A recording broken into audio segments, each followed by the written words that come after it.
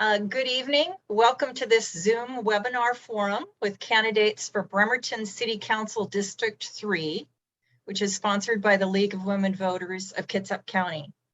My name is Linda Streissguth, and I will be the moderator for tonight's event. The League of Women Voters is proud to be a nonpartisan organization, neither supporting or opposing candidates and political parties. The League envisions a democracy where every person has the desire, the right, the knowledge, and the confidence to participate. Our questions this evening have been submitted to the League by voters throughout or through our website. We've consolidated those, plus others the public has contributed into the questions I'll ask of tonight's candidates. The questions will cover a range of topics and issues pertinent to the city of Bremerton. Candidates for Bremerton City Council District 3 include Melissa Watkinson, Craig Houston, John Johanson, Johannes Schoenberg, Jeff Campbell, Jeff Coughlin, and Jim McDonald.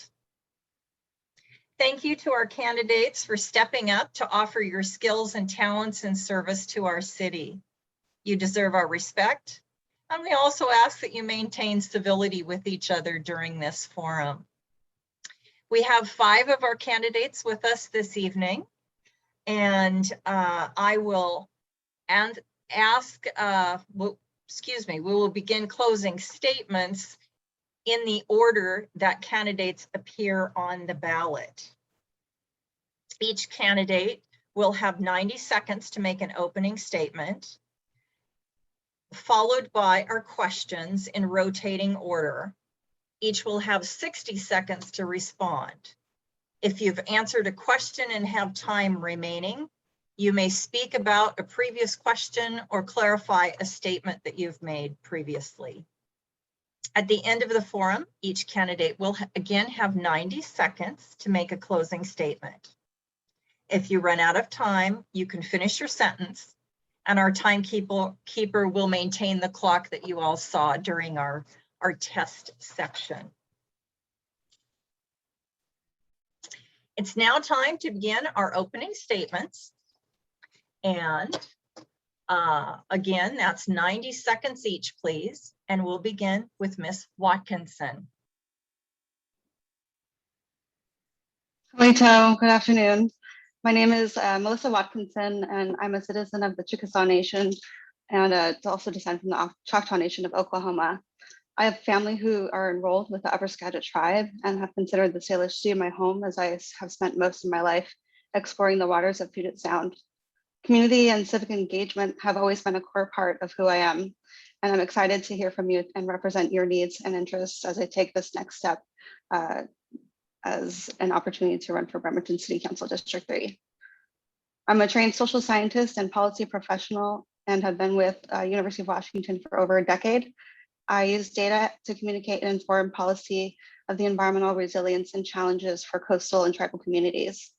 My strengths and values are rooted in building partnerships and leading with equity. The issues that affect our communities today deserve a more equitable vision of tomorrow. I envision a Bremerton that centers equity in its policies and programs and leadership who strategically plans for a sustainable and prosperous future. This future will require leadership that is representative of our diverse neighbors and communities and that is committed to co-develop solutions for our greatest challenges. I'm running for Bremerton City Council District 3 because I believe I am uniquely qualified to bring stronger representation and strategic collaboration to the city's leadership. Thanks. Thank you. And Mr. Schoenberg. Thank you. Good evening, everyone. My name is Johannes Schoenberg. I was born and raised between Seattle, Port Richard, and Mason County, so definitely have grown up in this area and passionate about improving the community and the region that we live in. I was enlisted in the Navy and commissioned through the Naval Academy and have deployed around the globe with sailors, doing everything from humanitarian assistance to protecting merchant traffic around the world. So have a global perspective, came back, worked with Congressman Kilmer for a year as a fellow, learning on how to engage our community, how Congress works at the federal level and government works, then worked with at the state level at the Governor's Military Transition Council, working with veterans and military spouses to help them create new startups and create new job opportunities across the state and the region. And now I work for the Navy supporting building stronger businesses here in economic development, workforce development across the state and the county and Olympic Peninsula. So I'm very passionate about communication, collaboration within the district, jobs, small business, smart infrastructure, emerging technologies, and have a strong working knowledge of how public-private entities work together and have those relationships to bring the bear to help Bremerton achieve success. Thank you. Thank you. And Mr. Campbell. Oh, you're muted. Of course, I had to do that. So, I had to be the first one. Thank you. I'd like to thank the League of Women Voters and the other candidates for making this happen tonight. It really is a true honor for me to be here tonight. I've been watching League of Women Voters debates and candidate forums since before I could even vote. I remember watching the League of Women Voters when they ran the president, I remember watching the presidential debates when the League of Women Voters ran that, and I really miss having them run those. But that was a big deal for my family, and these are still a big deal to me. Anyway, I decided to run for city council because I was really afraid that nobody was going to talk about the housing crisis that we're facing, the crisis of affordable housing and the rising rents. Over 60% of the residents of Bremerton rent their homes. 60%, and that's growing, and that's going to continue to grow. We deserve a seat at the table. High rents are sucking the life out of our city right now, and I hope we can spend a lot of time this evening talking about that because it's really important and it's affecting a lot of my neighbors and our whole district. Thank you. Thank you. Mr. Coughlin. All right. Well, thank you also to the League for hosting, for everybody for attending. A little about myself. I grew up as a science nerd. I loved doing research and solving problems, and I ended up getting my PhD in astronomy. That led me to go work for the NASA Kepler mission for close to 10 years. And what I found is I liked the research, but I really loved teamwork. So I went and got a project management certificate from the University of Washington. And I served as director of our science office for a number of years, where I brought together government, private business, and individuals to accomplish big projects. As far as the city goes, I've lived here for close to a decade in Bremerton. I got to work remotely before it was cool, so most of the time I was living and working right here in the district, some from home and some from great local businesses like Spark Commons Co-working down the street. I'm here with my husband, Nick, who works in the shipyard, and our son, Max, who's working on crawling and babbling. For city involvement, I've been attending city council meetings off and on since about 2015, and especially a lot in the past couple of years. In 2019, I was appointed to the Bremerton City Planning Commission, where I've been able to dive into updating our local zoning and codes and ordinances and be able to make recommendations to the city council and know how that process works. I've also volunteered with the Kitsap Historical Society. I was president last year, and this year I'm director of the museum on 4th Street, running the day-to-day operations, a small local nonprofit business, and interacting with the city. So I'm deeply embedded in this community. I have a stake in the future and deeply care. And I want to serve as a city council person to represent all 5,500 people in this district, because I know what we can accomplish with communication and collaboration. Thank you. And Mr. McDonald. Hey, thank you. So I grew up in Bremerton, attended local schools, Olympic College, went to the University of Washington, got a business degree. And I just got a history of trying to make Bremerton better, volunteering. I've been a boys basketball coach. I've served on the Kitsap Federal Credit Union for over 10 years, both as a treasurer and president. And those were elected positions as well. I served on a city council when I lived in District 1. So I was elected and was also elected to city council president. I have been a Bremerton Housing Authority Commissioner. And so I just have lots of public experience. I want to see Bremerton continue to grow, and I think we can do better with our streets and sidewalks. I think with my business background and finance experience with the city, that we can allocate more money to our streets and sidewalks. I want to see us expand internet access to our citizens. As taxpayers, we put money into Kitsap PUD, and we don't get a lot back from that. And I think there's good impetus to start bringing high-speed internet to all of us. And I want to see the city get greener. We have a large transportation network. I think it's mostly gas and diesel. We're not generating any of our own power, and there's lots of opportunities to do that.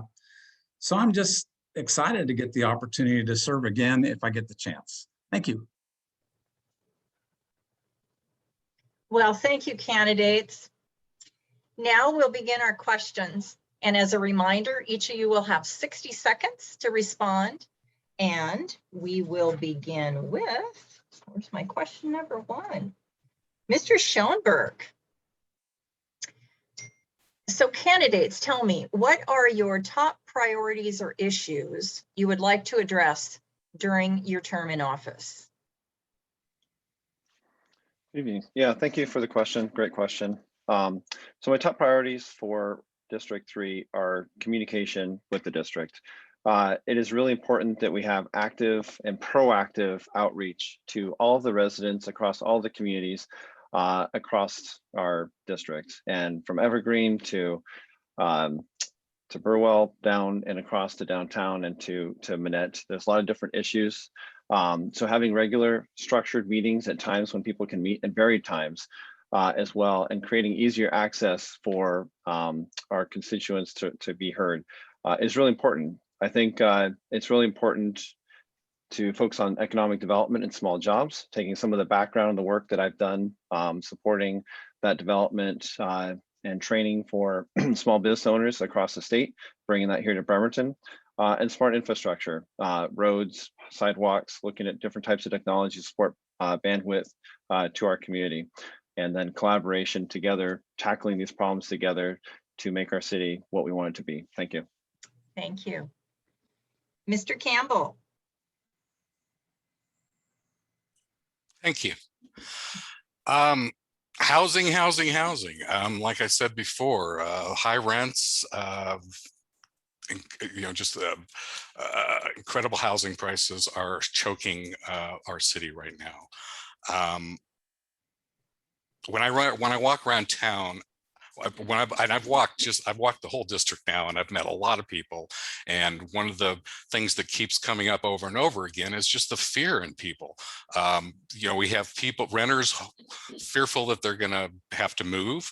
We've got homeowners fearful that their children aren't going to be able to live here. And we've got business owners who are fearful that their next landlord isn't going to be as generous as their current landlord. We need to focus on the rising rental prices in this city. Thank you. Mr. Coughlin. Thank you. I made communication the primary focus of my campaign from the get-go, because that's the very first step in tackling the top issues. I've been going door to door and talking with folks and asking them what are their top priorities and issues. What could the city do better for them? And I've been collecting the data. If you go to my website, coughlinforcouncil.com, you can actually see the list of issues I've gathered. And one of the top ones is homelessness. Dealing with that, providing resources to people in need, and enforcing that to make sure Bremerton doesn't become Seattle. Affordable housing, as Mr. Campbell has brought up, is another top issue for residents. We need to provide more housing, more affordable housing, and rental assistance for those who live here so they don't get left behind. And especially downtown and also Minette, parking is a huge issue. It's been talked about for years with not enough action. So I think it's finally time to really tackle that head on and figure out how to develop both Minette and the downtown area to be business friendly, tourism friendly, and embrace that part of our city. Thank you. Mr. McDonald. Thank you. Well, I briefly covered what my top three priorities are, but I'd like to expand on that. Roads and sidewalks. Everybody knows we can do better there, but we actually have been very fortunate, even during the pandemic, to have a very good budget surplus. but we're still not doing roads and sidewalks fast enough. And I think we can put a lot more resources there. And I looked at the city budget, and I know there's a couple $1 million we can apply towards our roads and sidewalks, and just getting it done faster is what's important. When I walk some of our streets, they're in such bad repair that they're going to need a complete rebuild. And that's really costly. If you let a street deteriorate that much, it costs a lot more than maintaining it. So it's very vital that we get a maintenance program going that doesn't let our streets and sidewalks get to the point where they have to be replaced. Internet access, I think, is huge. My brother lives out in Timbuktu, has got a high-speed internet from Kitsap Public Utility District. And we don't, a lot of people in Bremerton don't. And we pay our tax dollars to them. Excuse me, Mr. McDonald, you're out of time. Thank you. And Ms. Watkinson. Yes, thank you. I, from the beginning, have really been concerned with issues on equity and resilience. And what I mean by that is focusing on equitable and affordable housing and accessible public spaces. And affordable housing, as others have already mentioned, has come up as a primary challenge. And one of the things that I know has not succeeded in Bremerton is the work on addressing kind of single policy solutions. And so one of the things that we really should be looking at is expanding our resources and solutions to bring that. I'm also really concerned with wanting to bring resilience to our economy and the environment. And so a focus on sustainability for our environment and working towards a more prosperous local economy. Thank you very much. Describe your relevant experience that prepares you for this role on City Council. And we'll begin this question with Mr. Campbell. Thank you. I'm a data guy. I've been a data analyst for my whole life, and I've worked with huge data sets, and I've done policy analysis. So I'm a data nerd. One of the things that's been frustrating for me working with the city is just the lack of information I've been able to get. And it's not just me. I've been hearing it from a lot of people that trying to get more numbers out of the city has been rather difficult. We get top line numbers, but the top line numbers don't really tell us it. We really need numbers to see how are these policies working. For instance, the planning that's gone on for affordable housing obviously hasn't worked. So, but how are we measuring that? How are we measuring the number of people who are actually in need of affordable housing? Can we start there? I went to a business meeting on BIPOC businesses, and they couldn't even tell me how many businesses in the city were owned by BIPOC people. More data, and that is my specialty and my expertise. Thank you. Thank you. Mr. Coughlin. Well, thank you. I described how my background in education, I think, is extremely well suited for this role. My training as a scientist allows me to know how to collect data, good data, and make analysis and decisions based on that. My training as a project manager, I have experience with budgets, personnel, accomplishing big projects effectively. And as far as the city goes, I think I'm one of the few candidates actively serving on an actual city committee. So I volunteered, I've worked hard on the planning commission to do research on the city, to give input and work on that. And then I'm tied into a local business in the district as well, with the nonprofit, with the History Museum. So I have experience dealing with the Chamber of Commerce, with the Downtown Business Association, with the city and their policies, and communicating with them. And again, just living here and reaching out to the community, attending community events. I'm part of this community for close to a decade, deeply embedded in it. And so again, I have the skills, the resources, and the abilities to be an effective council person to represent everybody in this district. Thank you. Mr. McDonald. Thank you. Well, I've already done the job, so I do have a bit of experience there. Also have been a Bremerton Housing Authority Commissioner. And, when I was on the council last time, I worked with Andrea Spencer, the Community Development Director. I've worked with our Public Works Director. I worked with our parks director. I served with Mayor Greg Wheeler. He was the council member at the time. So I have a lot of insight into the city and how it works. So I think I've got a ton of experience to take the job again. Thank you. You're welcome. Ms. Watkinson. Thank you. Yeah, so I would start, particularly for the audience here, is that I'm the only woman among 7 candidates in this race. And I think that in itself will help me to lend a different perspective and experience. And perhaps particularly as a gay Indigenous woman, aiming to acknowledge and bring in more representation and voices across the city. I also have been recommended by the Progressive Voters Guide. As they have stated, I've provided the most thoughtful and progressive platform. I have a master's degree in policy studies and a lot of volunteer and professional experience working on policy development and strategic planning for environmental issues, and also have been a co-chair on the City of Seattle's Environmental Justice Committee for 3 years prior to coming to Bremerton.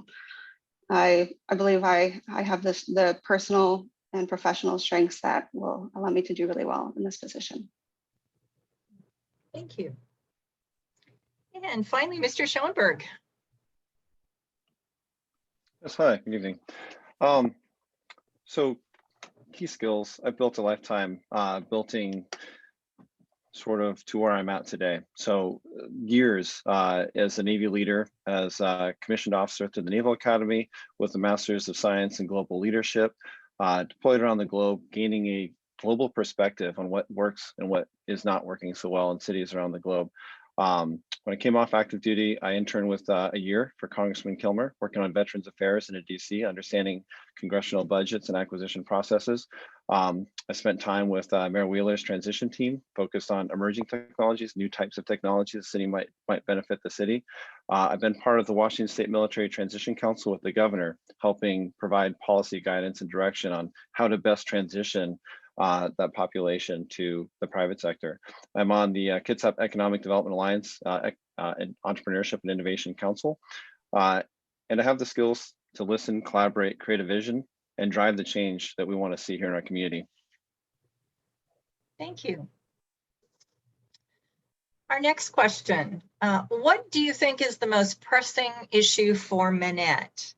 And we'll begin this round with Mr. Coughlin. I think the most pressing issue for Minette, going around and talking to folks there, is making sure that we have the infrastructure in place to support the unique, cool local businesses that are right there in downtown Minette. You know, some of the housing some of the roads are in need of repair. We could use more connection to the rest of the city. For example, a little shuttle bus that would connect Minette to downtown Bremerton, to the upcoming Charleston district, to the Harrison area, to enable vibrant an economy and support small businesses. Talk to folks around there as well, and it's you know, goes back to basic infrastructure. They want to see the potholes fixed. They want to see it to be a nice place to live. And homelessness is an issue that has affected, you know, downtown a lot, but it's starting to affect Minette as well. A lot of people over there are starting to see more people out on the streets, and it's starting to affect them on a daily basis. And so that's an issue that we desperately need to address, to acknowledge, and to find the right resources to tackle. Thank you. Thank you. Mr. McDonald. Thank you. Minette is, you know, it's one of the city's centers, and I think one of the things we could do with that, besides repairing sidewalks, there's a lot of areas that don't even have sidewalks in Minette, and the streets can be done. But I think we can also expand some parking in Minette, because when we do festivals and things there, there's no place for people to come to. The district center concept is a good one, but it doesn't really allow right now enough height. So I don't think there's enough people right in that district center. And I think we can increase the height of some of those buildings to actually get more people there, which would support the businesses actually even better. And I think that's really a key for Minette, to be able to have some more services there. We don't have a lot of services. You know, we got a coffee shop and a bar and a nice restaurant, but we could use a lot more services in the area. And I think the district center concept is viable, but we need to execute a little better. Thank you. Thank you. Ms. Watkinson. Thank you. I have been really privileged to live in Minette, and I feel like we have a really excellent neighbors and a really wonderful community. I'm actually going to be on the Minette Edible Garden Tour on August 7th if you're going to be around and visiting our gardens.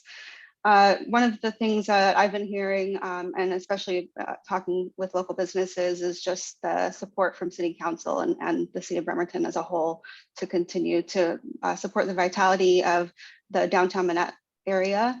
That includes, as others have mentioned, restoring their roads and sidewalks, and also having access to stronger parking, and really bringing that sense of support and community to the businesses. And I also, before time runs out, I wanted to acknowledge the income and housing disparity that exists, particularly in Minette. Home owners have twice the amount of income as renters in Minette, and over 35%, over 45% of renters in Minette pay more than 35% of their income. So I think we should also be looking at that. Thank you. Mr. Schoenberg. Yes, good evening again.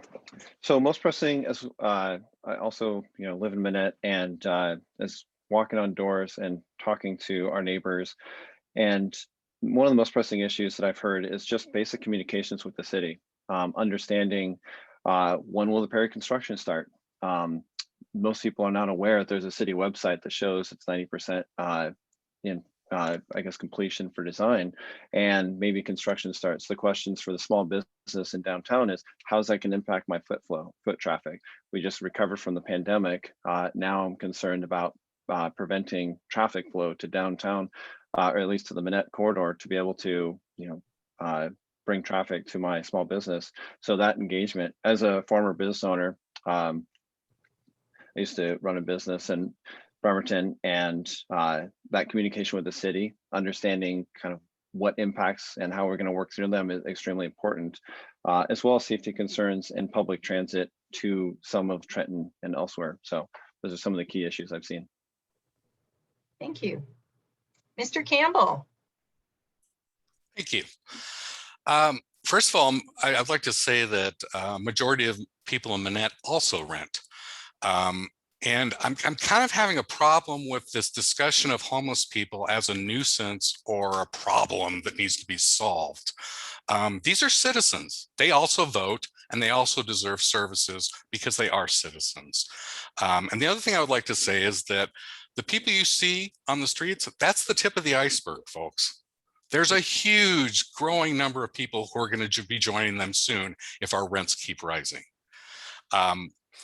I think that Minette should also look at its single family home zoning and see how that might be contributing to inequities and housing costs. Thank you. Our next question begins with Mr. McDonald, and it's a little bit long. Bremerton is currently divided among 3 state legislative districts and under consideration for new boundaries, which may place the city within a single district. What are your thoughts on redistricting and its impacts to voters in Bremerton? Thank you. I would love to see us under one congressional district. I've actually written to the commission that was doing redistricting, and I've actually supported redistricting. I think the fragmentation we have with the current plan does us all a disservice. I could talk to someone in my district, but it doesn't have the same weight as affecting the whole city. Or a political force if we can't talk to just one person. So I'm really in favor of redistricting and have Bremerton represented by one congressional district for the state. Thank you. Thank you. Ms. Watkinson. Thank you. I want to just acknowledge the historical practices that have happened within redistricting and gerrymandering, and that have often had the largest impact on communities of color. And so I really feel that if and when we're having a conversation about redistricting for any level of government, we should be including communities, and that's all communities in that conversation. And we should be ensuring that we're doing that in a very inclusive and equitable way, so that we have a strong, equitable distribution of people among whichever lines we draw within that district. I think, in terms of having more than one district across Bremerton, I think, again, it might be a case for speaking with community. I think, there's 7 of us. It'd be great if we could even have 2 representatives on our district 3. It's a joke that some of us have had. So I think the more representation we can have for our communities, the better. Great. Mr. Schoenberg. Evening. And just wanted to clarify, you do mean the state legislature, correct? Correct. Correct. Yep. Yes. So this is definitely a complicated issue. On one hand, there's complexity to having multiple different stakeholders to the state to represent the city.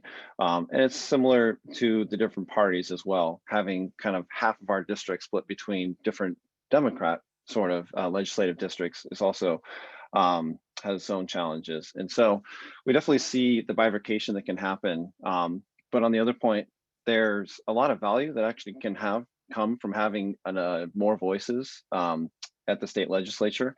If you can coordinate them, if you can set the vision, bring them together as a team, and collaboratively build the direction that everybody's working together to drive towards. So if you don't do that, then we do end up with the silo, and understanding the perspective of our residents, then it would be potentially better and in our interest to consolidate. Thank you. Mr. Campbell, your thoughts? Thank you. Well, I honestly have not thought a lot about redistricting yet, but I completely agree with what Melissa was saying, that we should include everybody in the conversation when we're talking about that. And I also kind of agree with Mr. Schoenberg about, if you have two representatives representing your area, that probably is a good idea. For me, the big thing is communication and participation of the citizens in their government. And towards that end, what I would like to do an experiment in our district and see if we can move as close to direct democracy as possible. And I would do that through a variety, using all the technology and abilities that we have to connect people and share information and come to collective decisions. Thank you. And Mr. Coughlin. Well, thank you. Yeah, I've been here, I've been surprised. It never made sense to me why, I being in downtown Bremerton was lumped in with people right near Gig Harbor. It seemed to be different communities, different needs that should be addressed by, different representatives. So in general, I agree that Bremerton as a whole, as a city, should have its own district of those, all of us in the city belonging together. I would also like to see the data behind that decision. I think we need to avoid gerrymandering. We need to avoid redlining, historical problems that have plagued us and separated people. So we should look into that. And I also agree it's also an interesting issue on the city level. I've talked to a few people going door to door who have had suggestions about the city council districts. We went from 9 to 7, but they're kind of drawn up in an arbitrary way as well. And maybe there's an opportunity to have a few geographical city council people, but also a couple at-large city council people. So we can take awesome candidates like we have here today and make sure that they get on council and represent the city. Great. Our next question. What role should the city council play in encouraging hard to reach populations to become vaccinated? And this question begins with Ms. Watkinson. I am a Native woman, and as many of you probably, if you're aware of and listening to the news about COVID, those who had been most affected and who lost most lives were among communities of color, including many Native communities. In fact, one of my graduate friends and mentors, who is a director with the United Indian Health in Seattle was sent a body bag instead of PPE when she requested it as part of the Seattle Indian Health Board. So it's been a huge challenge, and I think now communities of color make up the ones that are most vaccinated. And so I really think that we should be looking at what our strategies have been within these communities and employ them elsewhere. Thank you. Mr. Schoenberg. There is definitely a lot of mistrust in all the communities. And so I think it's really about creating opportunities for education, making sure the right information is going out, helping to be the neighbors. And as community leaders, we are often out talking to people on a one-on-one basis, answering questions, creating opportunities and forums for that education to come out. And as Melissa said, there are certainly a lot of different communities that are, unvaccinated at this point, not necessarily just communities of color. So it really needs to be a much more cohesive and effort, I think, particularly for education and helping communities understand the science behind it and letting people make their decision. Mr. Campbell. Wow, that's a tough one. I think we should focus on getting vaccines to everybody who wants it and who really needs it and wants it. For those that are refusing to get vaccinated, I'm not sure what to say. I'm a firm believer that people have a right to say what they do with their own bodies, and I'm very strong. Take a very strong position on that. I will say that it does not help when we have a city council member who is still talking about this pandemic as though it was a hoax.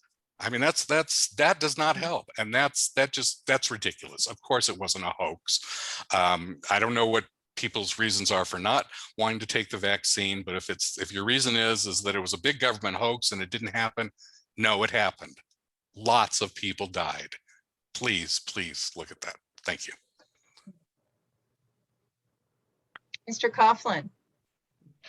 Yeah, I think communication from the city is one of the cheapest and most effective tools that it has at its disposal to help out its citizens. And we should be investing in infrastructure on the communication side to make sure that we are reaching out to everybody in the city, not only for this case, but for just keeping them up to date with other issues in the city. For vaccinations especially, as people have said, some people have mistrust, they might have misinformation. So a coordinated campaign by the city would really help.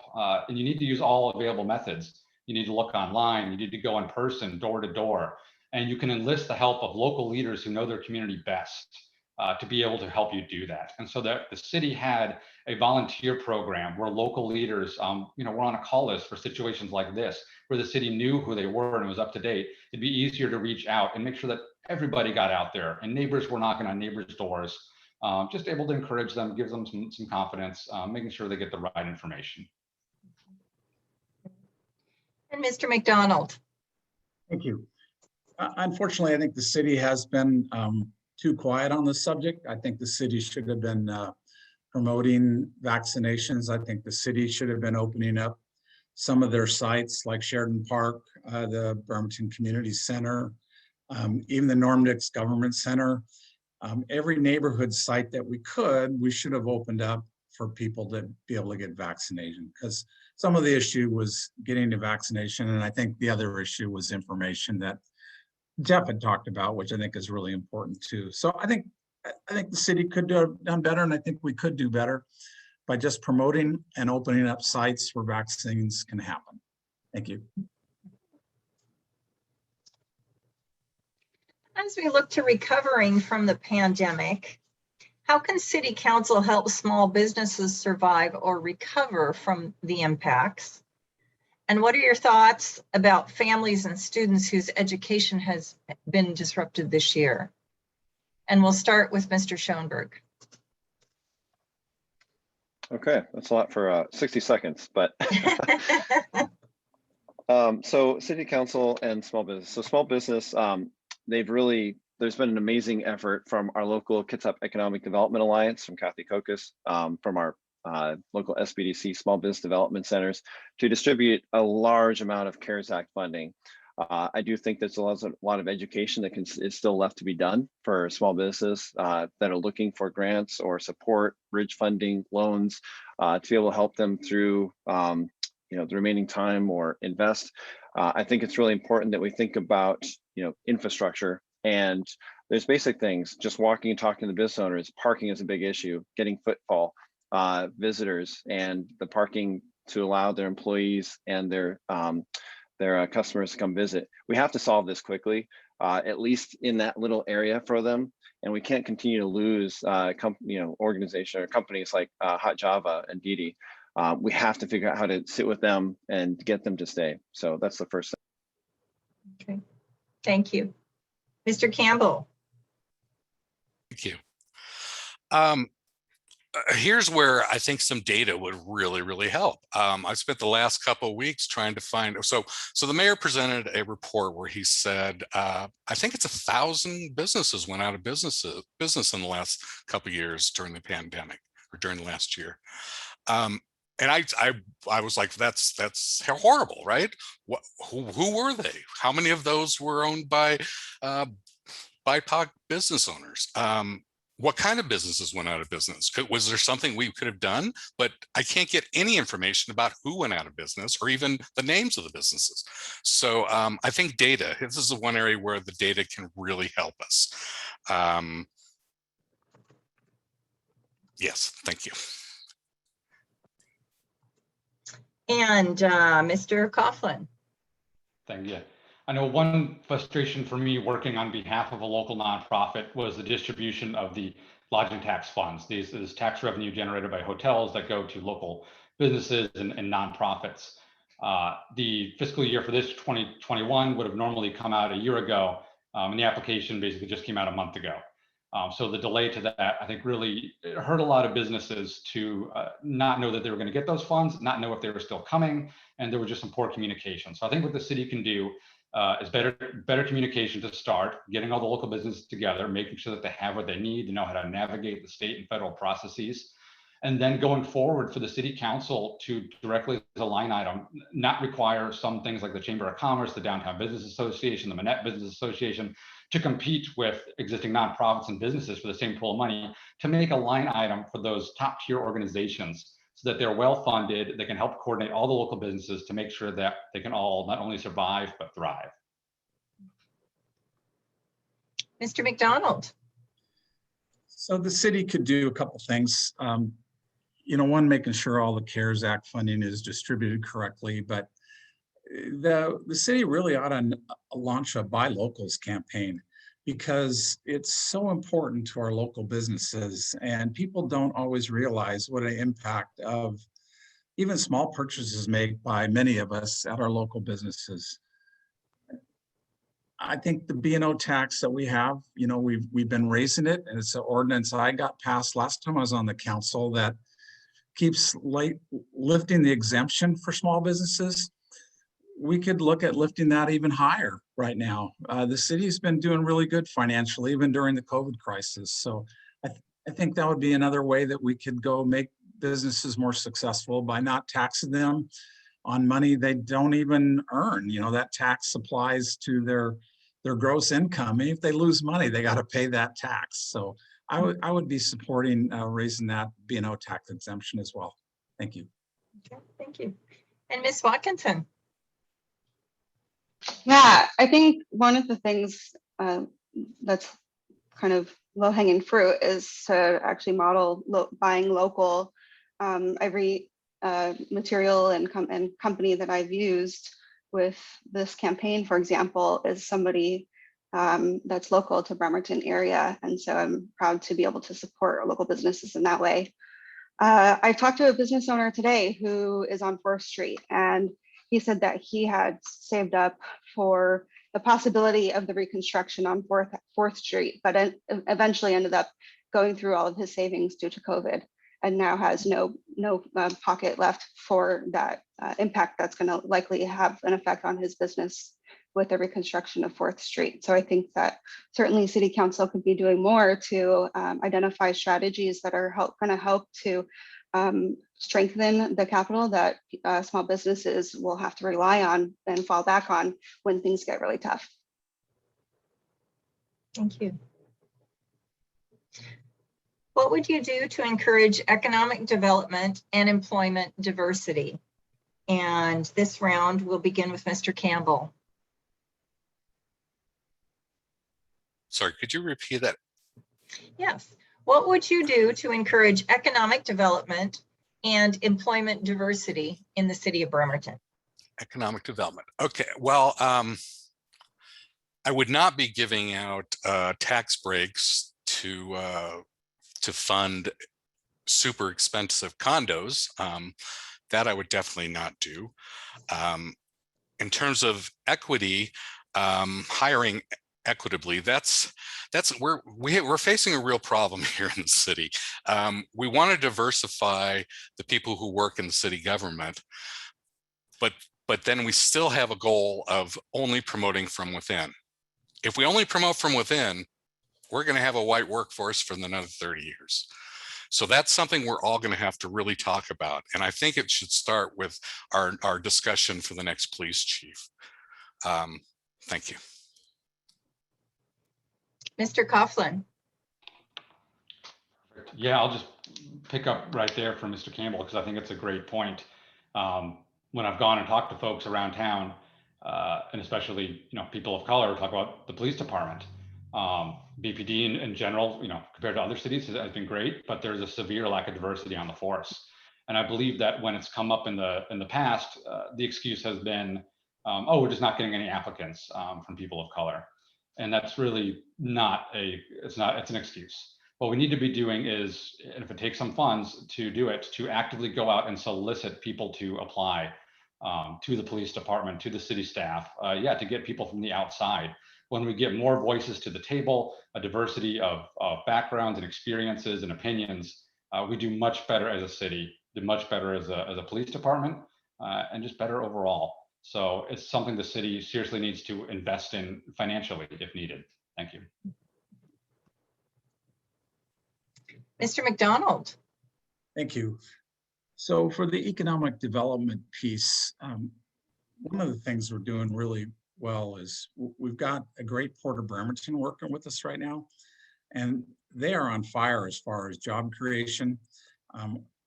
And so I think we need to keep supporting the Port of Bremerton and the expansion out in that area. For employment diversity, we probably just need to go do an internal audit just to see, where the city is with their hiring policies. I don't know where that is. I don't really know what the current diversity is with the city, but I think just taking a look at what that is, it would be really key. And I still think the internet is really important. So getting, the PUD involved with high-speed internet, because that gives opportunities for all of us, even with home-based businesses, to get good paying jobs right from our homes. Thank you. Ms. Watkinson. Hi, I think I understood the question a little bit differently, but I will just say I'm the leader of the diversity, equity, and inclusion efforts within my professional job. I understood that to be a question about how do we diversify the employment opportunities in Bremerton. And I know that there are some kind of restrictions related to agriculture in particular that we could be reassessing to just determine what are some of the natural resource factors that we can bring in as economic opportunities and development for our city. As Jim mentioned, we have a port that's bringing in a lot of jobs. So I really think that we could also help to provide programs to support the development of our maritime industry. And really all of this for me is centered around the introduction and support of green jobs in our district. And that's going to be something that's going to be affecting all industries, technology, communications, public service, you name it. So I really think that we should be aiming on green jobs for the city of Bremerton. And Mr. Schoenberg. There is a lot to say on this. So there are incredible opportunities at the national, state, and local levels to create new economic opportunities in this county and between Column and Pierce County. So one thing in my role at KETA as on the Entrepreneurship and Innovation Committee is we're driving towards applying for a state grant for the county to support a new innovation cluster. There are kind of different aspects of an innovation cluster that are really critical to bringing new capability, new jobs to a region. And we're actually working with a consultancy through the state with Norway that's very specialized in these sorts of opportunities to create new jobs, new small business. It also requires new workforce development opportunities. So working with Olympic College, with Western, with Wazoo, to help them expand their capability of the majors they offer and the infrastructure that they have. So the vision is growing, the vision is there. We need to democratize access to STEAM outreach, bringing in communities of color to be able to be scientists and engineers in this new cluster that's growing. Thank you. Our next question. What would you do to address the rapidly growing homelessness population in Bremerton? And this round will begin with Mr. Coughlin. Well, thank you. Yeah, this is a crisis. This is, when I go talk to people, a lot of the top of their minds. I think the first thing we need to do is acknowledge it. I'm not seeing a lot from the city council at present to acknowledge that this is a top issue and a crisis. So that's step one. Step two is providing the resources, whether it's on the city, state, federal level, so that people have a place, to go at night, a place for their belongings, a place to get food, a place to go to the bathroom. There's a lot of bathrooms during the pandemic downtown that have been completely locked up. And you're seeing people forced to use the restroom in parking garages. That is horrible to think about for them and affects everyone around here. And so we need those resources that people can get the individualized help that they need to get out of homelessness. And on the other side, we also need enforcement. We can't have people sleeping in the entranceways of our businesses, in people's backyards.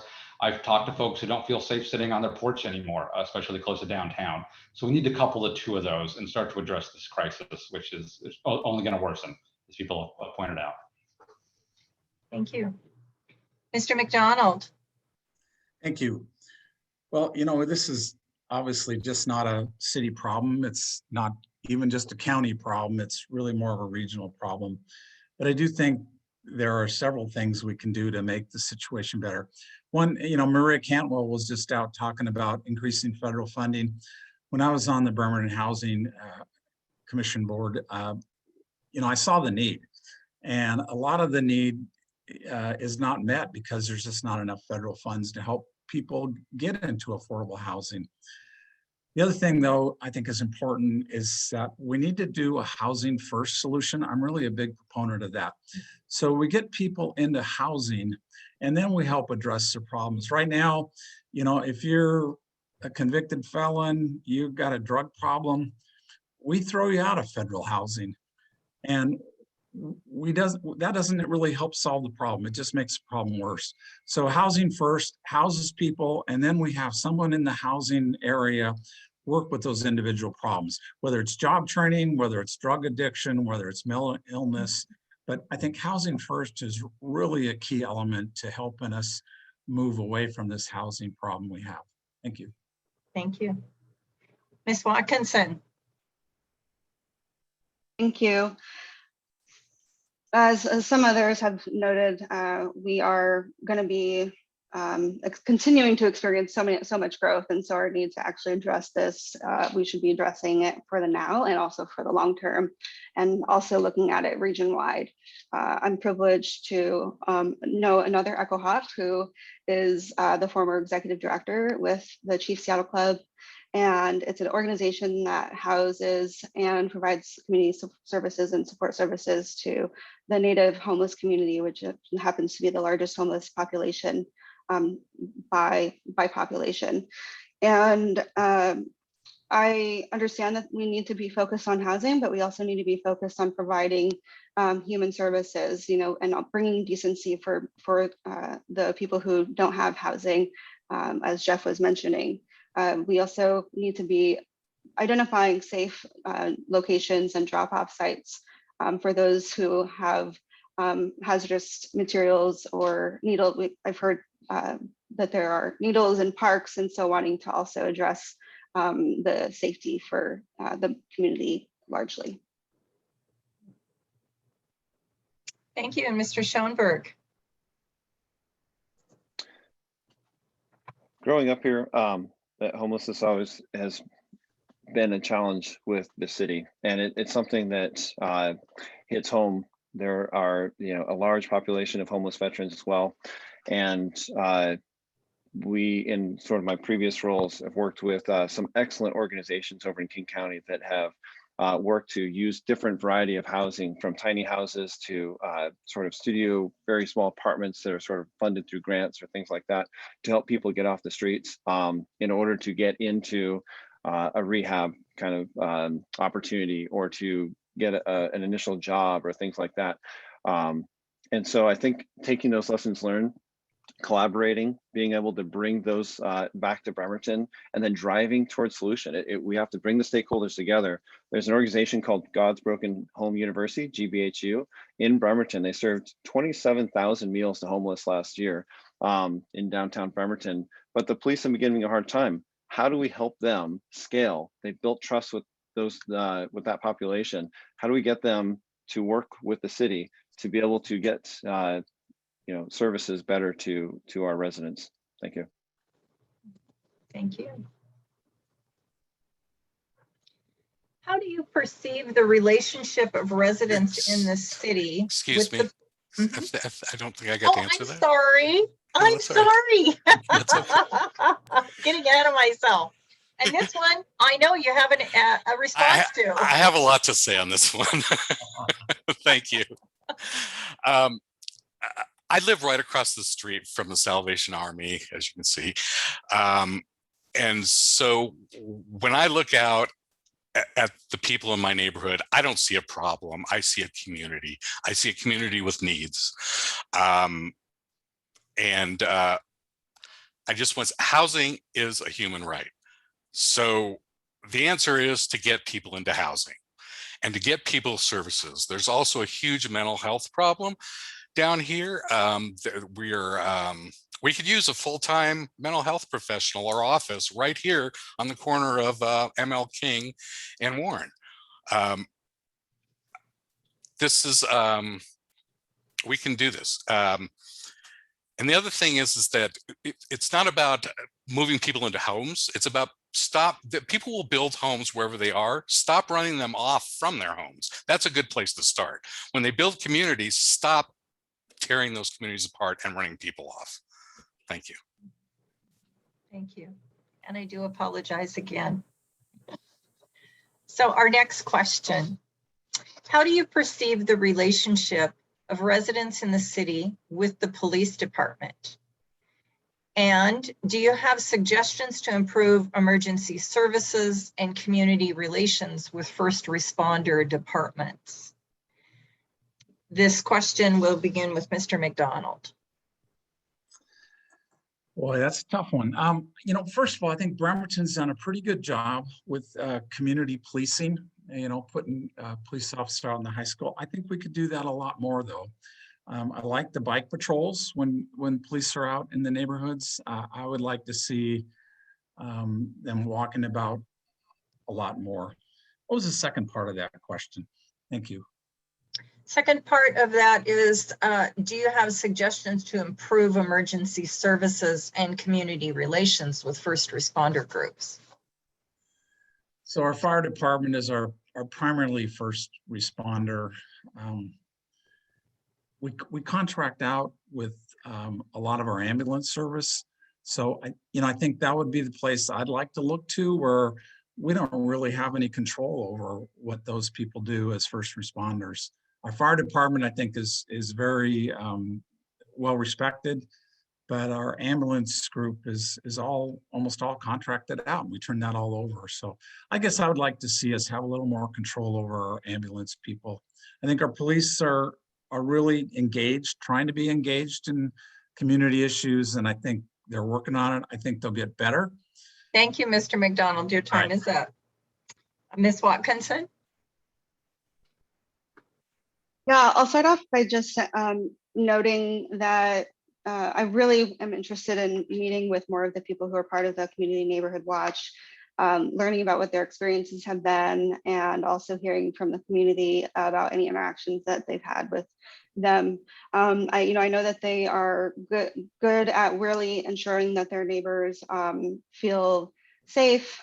And I'm also concerned, when I have my friends who don't look like everyone else who lives around here come house sit while I'm gone, maybe have negative interactions with the community just because that they're not represented either in the neighborhood watch or often within our city.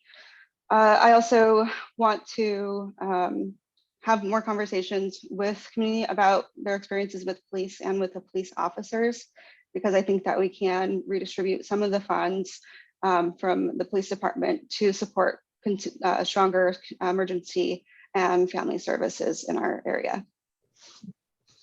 Thank you. Mr. Schoenberg. Thanks, Sue. So the number one issue or complaint that I've heard so far about the Bremerton Police Force and kind of more broadly the Kitsap Sheriff's Office is really rudeness or demeanor, in particular to some communities of color. So one example is one of our residents, Daryl Riley, told us a story, and we've been about being pulled over, and he was treated, just for a simple pullover. It was an experience that left him very upset, and there was no clear path to resolution. So it's something that we have to be able and be clear about. Okay, understanding a resident, is able to reach out, and whether it's through the city council or an advocate or some sort of voice that's able to reach out to the police department in a fair and meaningful way. In 2019, there was 51 complaints about the Bremerton Police Department, and I think a lot of people, probably aren't communicating or speaking up. So I think it's important that we reach out and pass it. Thank you. Mr. Campbell. Thank you. We absolutely need a more diverse police force in Bremerton. And I'm also very serious about looking at moving some funds out of law enforcement and more into services for the homeless, more services for mental health, more drug treatment programs, whatever. And also I'm interested in looking at alternatives to law enforcement in the community in terms of safety. I've already started an interesting conversation with the Evergreen Group about, how can we maybe come together with all the parties involved and really take an alternative approach to solving these problems. Wouldn't it be great if the unsheltered and the home people who own homes and everybody could just get together and talk about their community, because we are all part of this community. So that's what I would like to say about the policing. And Mr. Coughlin. Yeah, as others have mentioned, diversifying the police force, making sure we're actively soliciting a diverse applicant pool is the first step to make sure that the people who police our community look like our community. I would like to see more community liaisons in the police force, maybe dedicated time to go and join neighborhood groups, to join neighborhood meetups, get to know the people in the community a little more, and they get to know the local officers.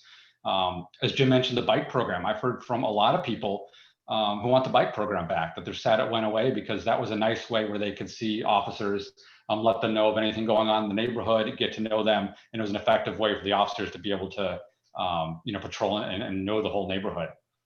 And then finally, what the city council can do is we can directly fund extra services, right? We're a growing city, we're getting more people, and we're getting more revenue, and we should spend that revenue on our critical community services. There's been some great approaches by other cities to integrate social workers and mental health counselors with the police, so that when they respond to a call, they can make sure that they're responding in the right way. Thank you. Our next question, what do you think is the appropriate role for City Council in responding to climate issues? And we'll begin with Ms. Watkinson. I've had a peek at the climate assessment that had been done a few years back that was focused on the county as a whole, and then there were some specific recommendations for Bremerton, and it addresses many of the impacts and challenges that many communities along our Puget Sound will be experiencing within, or I should say are, and will be continue to be experiencing.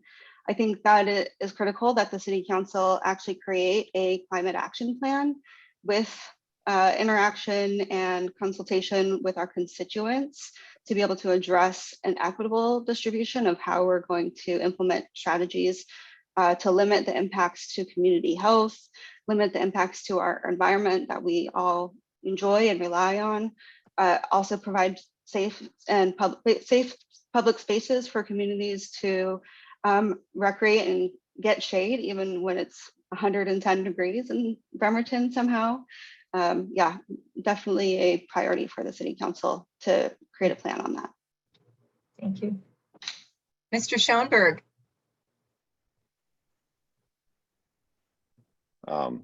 Excuse me.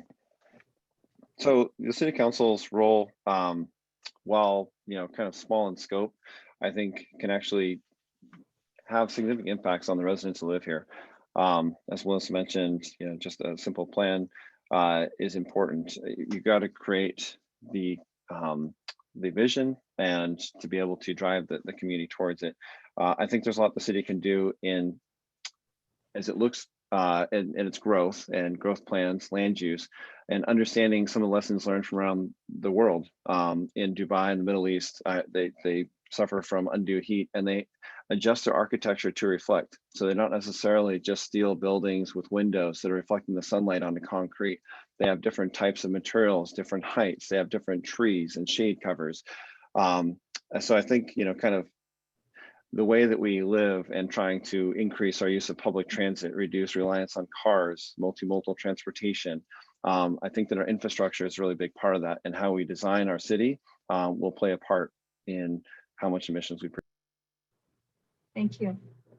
Mr. Campbell. Thanks. If we're really serious about the environment and the changes in the environment, then we're going to have to do something about the cars. All I've been hearing, I've been hearing a lot of suggestions about we need more parking, we need to do more roads, we need more. Well, that's all more cars. So that's just doubling down on what the problem that we have already. How many 110 degrees days are we going to have to experience before we start saying, oh, maybe we should really come up with some really cutting edge public transportation solutions? How about a tram from here to Silverdale? How about anything? And the other thing is the health aspect. Warren Avenue is just a constant stream of carbon. I mean, it's just a constant highway. Where are all these people going? They're not coming into my neighborhood. I think we should look at our transportation system first if we're really serious about the environment. Thank you. Thank you. Mr. Coughlin. So at a planning commission recently, we updated one of the shoreline master plans. And it was a little shocking to me that it was the first time that climate change was acknowledged in it and the impact of sea level rise in the future for planning. So the first thing to do is to acknowledge it and to start talking about it. Communication is always the first step. We could definitely encourage green businesses to come into Bremerton. There is a lot of opportunity outside the city limits to capitalize on the experience and the expertise we have from the shipyard workers to encourage green industries in the area to come to our city. Both big and small, local places like Frog Soap that recycle used cooking oil from local businesses. The city, again, can reinforce and lean into our great local small businesses to make sure that that's encouraged.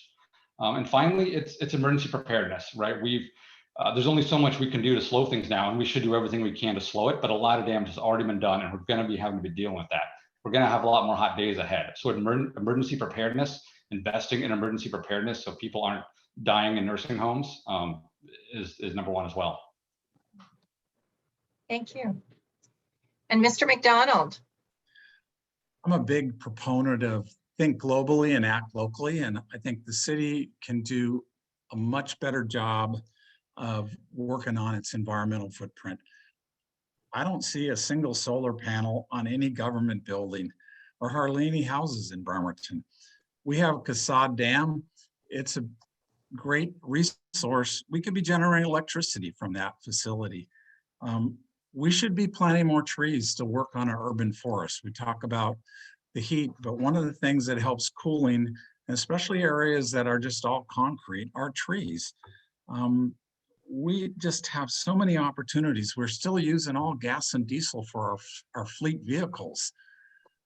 There's just so many opportunities. It's like all low hanging fruit, and we should start working on those. And I'm surprised that we're so far behind on that one. Thank you. Thank you. What is your position on the multifamily tax abatement policy in Bremerton? And this first goes to Mr. Schoenberg. Yes, and specifically to clarify, so the multifamily tax abatement for developers is what you're referring to? I am going to say yes. This was a question from our audience. Okay, and actually, so borrowing from Mayor Wheeler's conversation earlier today, so I'm very much in support of the effort to wind down some of the multifamily tax at this point. Development, the demand is quite strong. That was written years ago in a time when there was we were trying to draw developers into our city. At this point, I'd say that it's time to revisit that policy and shorten the amount of time before we see or immediately get immediate return on investment to our community, as opposed to 8 and 12 years for a tax break, and potentially even add a tax to generate new revenue at some point. So very nuanced, complicated kind of conversation and discussion, but we're certainly in a record for permits. The growth of the city is rapid. So I think it's very much time to revisit that policy. Mr. Campbell. Thank you. So my understanding of the policy is that if you build a multifamily unit, then you get 8 years of taxes free, and if it's affordable housing, which isn't clear exactly how they're defining that. If it's affordable housing, then they get 12 years free taxes.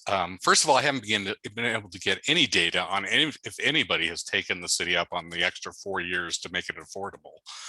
So I would have to say that from what I've seen, this program has been a complete failure, and it's cost the city way too much money. We should not be subsidizing $350,000 condos. That's just ridiculous. Thank you. Mr. Coughlin. Perfect. Yeah, nothing's black and white. There's always a balanced approach to take. We don't want to be subsidizing luxury condos, but we can't build a wall around the city, just tell everyone to stay out and not build any new housing. One of the most effective ways to lower housing costs is to build new housing. So I think as Johannes stated, this policy did make sense back in 2007 when we needed a kick in the pants to get some development going and some new housing to lower housing costs. But we should definitely revisit it. One of the things I think the city council needs is an unbiased outside assessment. When this last came before the council, the local developer said, yes, we still need this. We wouldn't build a new thing without it. And that could be true, but they're biased to say they want it. So we need the right data. We need the outside experts to weigh in. If we can indeed, with the 12-year exemption, get true affordable housing in the city, then we should keep it. But this is a knob that should be adjusted. And the first step is to make sure that we are continually talking about it on council, not once every 5 or 10 years, but let's bring it up every year, get the data, reassess it, and make sure that we're tuning that knob out, tuning that knob to the right place to balance building new housing, keeping it affordable without, luxury condos. Mr. McDonald. Well, I have a different tact. I think there's only been like 3 apartment complexes built with this tax exemption. I'm not sure, but I think it should be expanded because it really doesn't give really great tax exemptions for affordable housing. We could do more. It doesn't do anything for people building 50 or 100 homes on vacant property, that we should be able to have affordable housing there as well. So I'd like to actually offer more incentives to builders to build more affordable housing. I think for the city to just turn us back on this is going to go the wrong direction. We need more affordable housing, and I think the way to do that is through incentives. Thank you. Thank you. And Ms. Watkinson.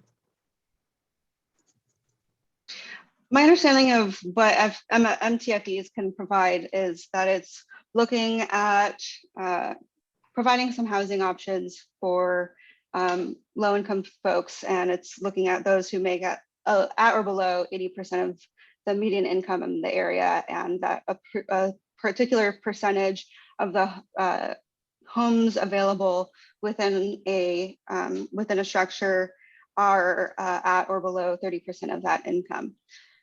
So I have been talking to different people and getting different kinds of feedback about what MTFE has meant to them and how it's impacted them.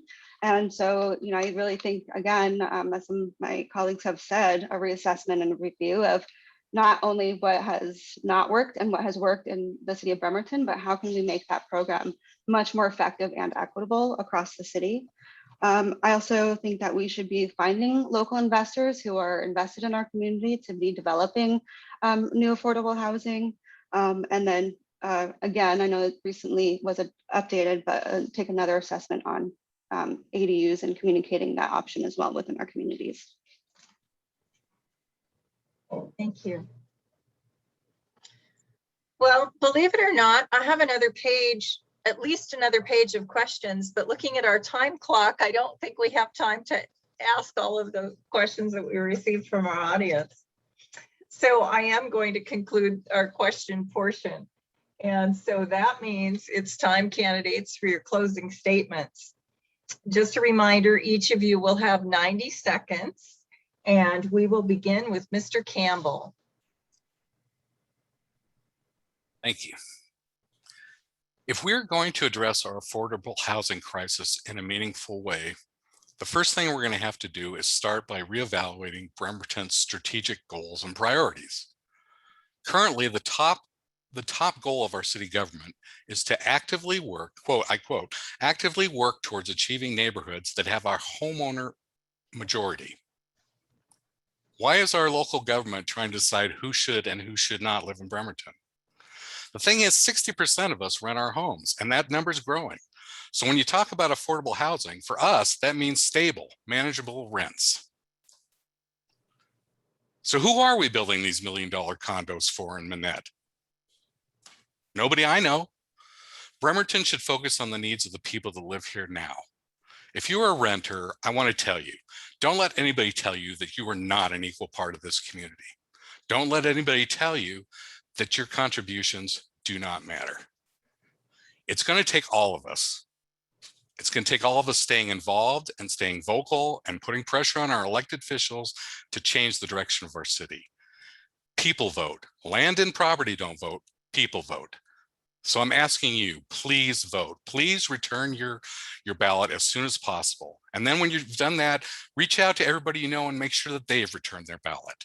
Help us send a loud and clear message this year. My name is Jeff Campbell, and I'm asking for your vote. Thank you. Thank you. Mr. Coughlin. All right, so thanks again to the League for hosting this wonderful debate, for all of my colleagues here for a great discussion, and all of you for tuning in. This is exactly what we need more of. This is local democracy. Government works best when all voices are heard. I've been to a lot of city council meetings where there are votes that affect tens of thousands of people in the city, and you only get maybe 1 or 2 people weighing in, and we need to change that. We need to make sure it's easy for people to give feedback, and that if I'm on the city council, actively solicit that feedback from people. Let them know ahead of time of upcoming votes. I've been going door to door as part of this campaign to community events and businesses, and at this point I've reached the residences of about 20% of registered voters. And I've actually been compiling the data as I showed earlier. Go to coughlinforcouncil.com and you can see what our community's top concerns are. And that's what I'll do as a council person. I have some strong thoughts and opinions on what we can do about addressing homelessness, tackling affordable housing. But really the primary purpose of a city council person is to find out what you, the constituents' top concerns are and work with the city to address them and meet your needs. I've talked to you, I've had experience on the professional level, on the city level, working with a local nonprofit. But I go back to, I think one of my greatest strengths is as a scientist. I know how to bring in new data and how to change my viewpoints when I get new evidence that shows that there's a different path forward. So that's what I'll do as your city council person, listen to you, work to address your top concerns, bridge that conversation. So please vote Coughlin for council. Thank you. Mr. McDonald. Oh, thank you, Linda. Thank you, League of Women Voters. It's been great to be able to talk to everybody tonight. I said this earlier today when I was on the council earlier, one of the things we did was reduce the districts from 9 districts to 7 because we weren't getting enough participation. And so here I'm running against 6 other people. So it serves me right? But, I do have the experience because I've done the job before. I've been a Bremerton Housing Authority Commissioner. I've been a city council president. I've worked as a volunteer and elected to Kitsap Federal Credit Union for over 10 years, including treasurer and chairman of the board. I've been a boys basketball coach. I'm a Bremerton native, UW graduate, business. I just got a whole history of experience working and living and loving Bremerton. And I really look forward to serving the council and the community again. Thank you. Thank you. Ms. Watkinson. Yeah, thanks, Linda. Thank you to the League of Women Voters for this opportunity to, again, have an opportunity to connect with our fellow opponents, although over Zoom in this interesting format. We're seeming to be in this transition of returning back to in-person events and still using these cool technologies that we have here. So in my understanding, looking at the data, we actually have about 50% of homeowners and 50% of renters in the District 3.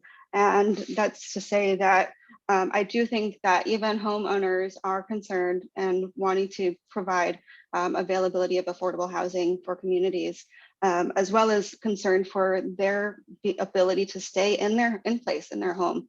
And so that will be another issue that we'll want to be sure to address, is that people can be able to stay in place as they wish. We also don't love the Minette townhomes. That's a lot of what I'm hearing from Minette homeowners as well. So I also see that we have a lot of scientists in this group. So we kind of all utilize a lot of the same side of our brain. I've been fortunate to have a policy training background and to go through leadership training development opportunities to learn how to articulate that science strongly within policy decision-making areas. And I hope to utilize that in this space. So please vote Melissa Watkinson for a sustainable and equitable future. Thank you. Thank you. And Mr. Schoenberg. Good evening. Likewise, I want to thank everybody and mostly participants as well who've taken the time out of the evening to be engaged, to listen. Our city is what we make it. And knocking on hundreds of doors across our district, what I found is that we have incredible neighbors doing amazing things, from folks you see here to participants, folks that put together the Evergreen Park and Patches years ago, working with the City Council to get the grants from the Minette Park, Jennifer Hillclimb. We have an incredible proactive community here. And I think it's really important to have the leadership, the representation in the City Council that is able to listen and to be able to realize people's ambitions and to connect them. If you have a vision over in Minette or over in downtown and you want to know how to do it, how do we connect you with the folks at Evergreen, at Minette, that have already successfully done that and achieved those grants? How do we empower our neighbors that have a vision to be able to go execute and grow our community and grow the city that they want to live in? So I really want to hear from you. Big part of what I've learned is that access, just talking and having accessible local leadership, is absolutely the #1 issue. Reach out to me, info@electschoenberg.com. I respond, I call people back. I've been doing over the weekends. I really look forward to the election and I hope to get your vote. Thank you. Thank you. Thank you, candidates. And thank you to the 5 of you for joining us this evening. Voters, hopefully this forum has helped you choose a candidate. Ballots for the August 3rd primary election will be mailed out by this coming Friday, July 16th. So they're coming right out. They'll be in your mailbox on Friday. The League is encouraging voters to vote early and return your ballots as soon as possible, preferably to one of the Kitsap County's 23 ballot drop boxes, the locations of which can be found at the Kitsap Auditor's website. With thanks to BCAT, the League's forums conducted this month will be recorded and links to the videos will soon be on our website at www.lwv-kitsap.org. Please encourage others to view the forums and most importantly to vote. Again, my thanks to each of our candidates for participating in our forum this evening. And thank you to each of our audience members for attending and to those who submitted the many questions we received. Please have a safe and pleasant evening.